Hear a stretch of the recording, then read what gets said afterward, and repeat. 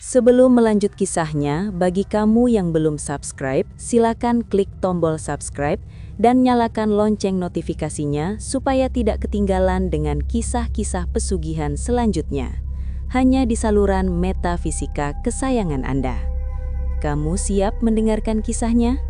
Mari kita mulai. Angin malam berhembus dingin menyusuri tebing karang pantai selatan.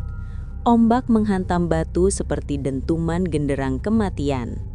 Di atas tebing itu, seorang lelaki kurus berwajah cekung duduk bersila.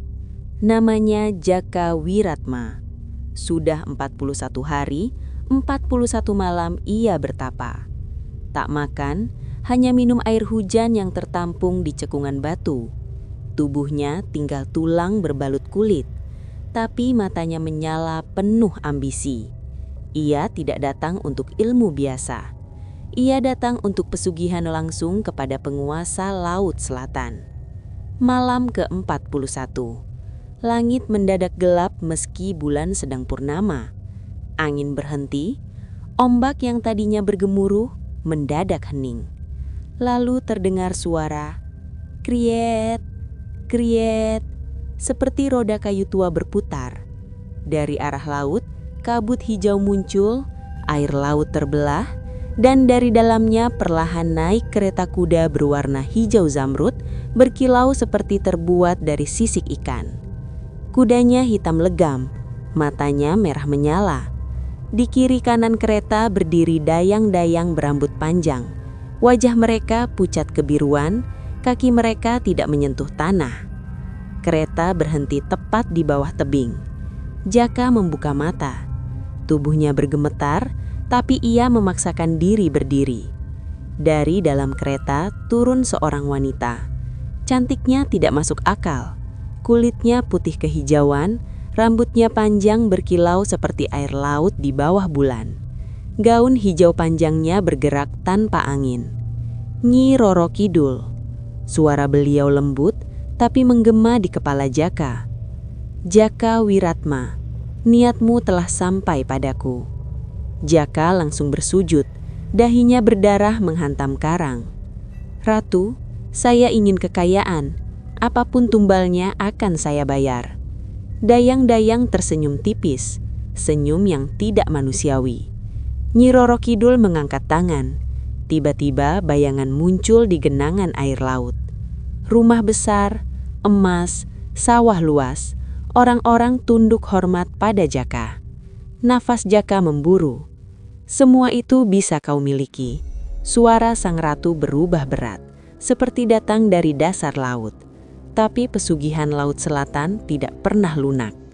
Air laut mendadak naik hingga hampir menyentuh kaki Jaka di tebing. Setiap tahun, pada malam yang sama saat kau memanggilku, aku akan mengambil satu keturunan darahmu. Jaka terdiam. Bayangan lain muncul. Anak kecil ditarik ombak, istri menjerit di pantai, tubuh-tubuh tenggelam tanpa jejak. Apakah tidak bisa diganti yang lain, Gusti Ratu? Semua dayang mendadak menoleh serempak. Leher mereka berbunyi krek.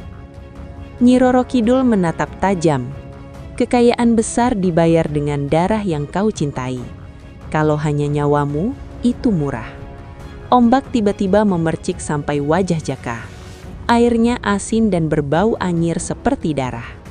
Tubuh Jaka bergemetar hebat, tapi bayangan emas dan kekuasaan lebih kuat dari rasa takutnya. Dengan suara pecah ia berkata, Saya setuju." Seketika angin kembali mengamuk. Kereta mulai mundur ke laut. Sebelum menghilang, suara sang ratu menggema. Mulai malam ini, nasibmu naik, dan keluargamu menunggu giliran tenggelam. Kereta lenyap. Pagi harinya, nelayan menemukan Jaka pingsan di tebing. Aneh di sampingnya ada peti kayu tua penuh koin emas. Jaka benar-benar jadi orang kaya. Tanahnya luas, rumahnya megah, tapi tepat setahun kemudian, anak pertamanya hilang di pantai. Setahun setelahnya, istrinya terseret ombak. Lalu satu persatu keluarganya, orang-orang desa mulai berbisik. Dia kaya, tapi rumahnya selalu berbau laut. Dan setiap malam ke-41 bulan purnama, warga melihat Jaka berdiri di tebing, menatap laut sementara dari kejauhan terdengar suara roda kereta. Kriet, kriet.